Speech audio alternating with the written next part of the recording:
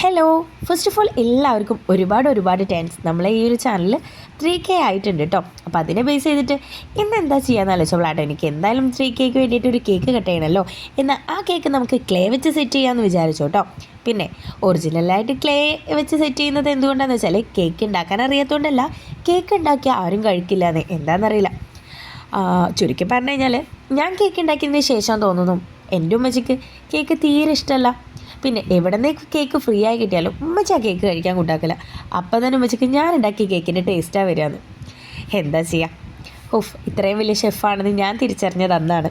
അപ്പോൾ എന്തായാലും നമ്മൾ കേക്കിൻ്റെ പണി ഇവിടെ നടന്നുകൊണ്ടിരിക്കുകയാണ് കേട്ടോ. അപ്പോൾ ക്ലേ വെച്ചൊന്ന് ഷേപ്പ് ചെയ്തു വൈറ്റ് കേട്ടോ. പിന്നെ ഒരു ബ്രൗൺ ക്ലേ ചോക്ലേറ്റ് കേക്കാണ് എനിക്ക് ഏറ്റവും കൂടുതൽ ഇഷ്ടം.